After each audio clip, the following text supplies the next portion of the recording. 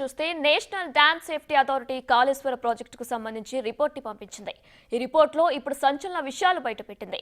ఈ రిపోర్ట్ ఇప్పటికే తెలంగాణ ప్రభుత్వానికి చేరింది. రిపోర్ట్ను సీఎస్ శాంతి కుమార్ కు మెయిల్ చేశారు ఎన్డీఎస్ఏ చీఫ్ అనిల్ జైన్.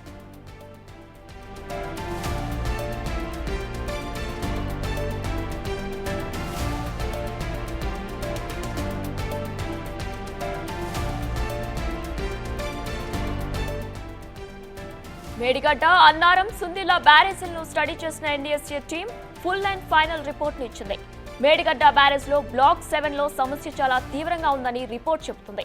ఇక్కడ స్తంభాలు, రాఫ్ట్ కుంగిపోయాయని, బ్యారేజీ కింద నెలలో పెద్ద రంధ్రాలు ఏర్పడ్డాయని తెలిపింది.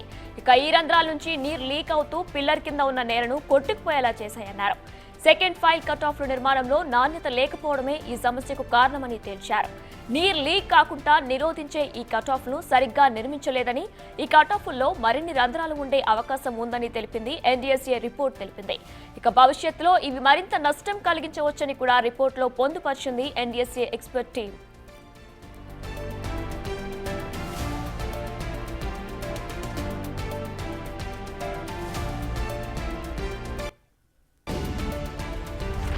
ఇదే అంశానికి సంబంధించి పూర్తి డీటెయిల్స్ మా ప్రతినిధి వెంకట్ ఫోన్ లైన్ లో అందిస్తారు. వెంకట్,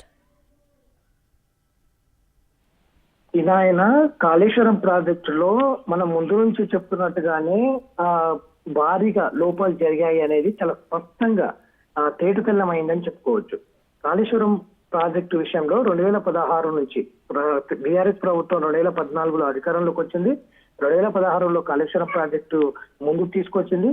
2019లో కేవలం ఒక 3 సంవత్సరాలనే అంత పెద్ద భారీ ప్రాజెక్టు కాళేశ్వరం కింద ఉన్నటువంటి మేడిగడ్డ, అన్నారం, సుందిల్ల ఈ 3 భారీ బ్యారేజీలను కేవలం ఒక 2.5 సంవత్సరాల నుంచి 3 సంవత్సరాలని పూర్తి చేసింది. చాలా స్పష్టంగా 3 బ్యారేజీలు పూర్తి స్థాయిలో విఫలమైంది అనేది చాలా స్పష్టంగా క్షుణ్ణంగా ఎన్డీఎస్ఏ రిపోర్టు చాలా స్పష్టంగా చెప్పేసింది.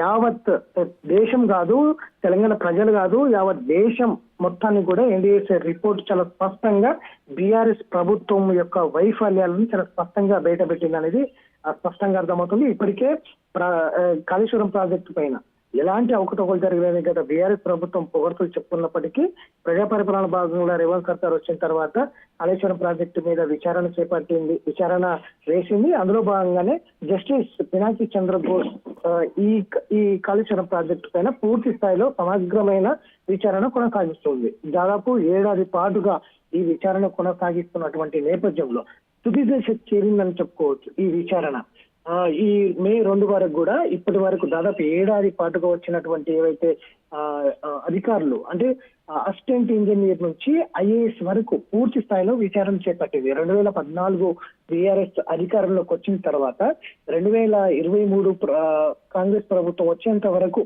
ఎవరెవరు ఈ కాళేశ్వరం ప్రాజెక్ట్ లో ఇన్వాల్వ్ అయి ఉన్నారు, ఎవరెవరు ఈ కాళేశ్వరం ప్రాజెక్టు నిర్మాణం చేశారనే దాని మీద సమగ్రమైన విచారణ చేపట్టింది.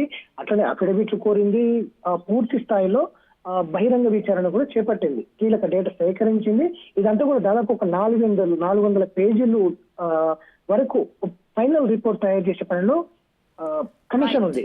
కానీ 378 పేజీల మొత్తం కూడా ఇప్పుడు ఎన్డీఎస్ఏ రిపోర్ట్ ఇచ్చింది. పూర్తి స్థాయిలో ఎక్కడైతే 9 ఏటి దగ్గర కట్టాల్సిన ప్రాజెక్టు పూర్తిగా మేడిగడ్డకు తరలించడమే పెద్ద బ్లండర్ మిస్టేక్ అనేది చాలా స్పష్టంగా ఒక ఎన్డీఎస్ఏ రిపోర్ట్ ఇచ్చింది, ప్రభుత్వానికి అందజేసింది. ప్రభుత్వము రేపు కమిషన్ కి అందజేస్తోంది. అయితే ఇదంతా కూడా పూర్తి స్థాయిలో బ్లండర్ మిస్టేక్ జరిగింది అనేది ఎన్డీఎస్ఏ రిపోర్ట్ ఇచ్చినటువంటి నేపథ్యంలో రేపు ఈ కమిషన్ పూర్తిగా ఇప్పటికే 400 పేజీల రిపోర్ట్ తయారు చేసినటువంటి నేపథ్యం ఉంది. కాబట్టి రేపు కమిషన్ ఎన్డీఎస్ఏ రిపోర్ట్ వచ్చిన తర్వాత ఫైనల్ రిపోర్టు మే 2వ వారంలో ఫైనల్ రిపోర్ట్ ప్రభుత్వానికి అందించే పనిలో అయితే కమిషన్ ఉందని చెప్పుకోవచ్చు. ఆయన రైట్ వెంకట్, థ్యాంక్ యూ.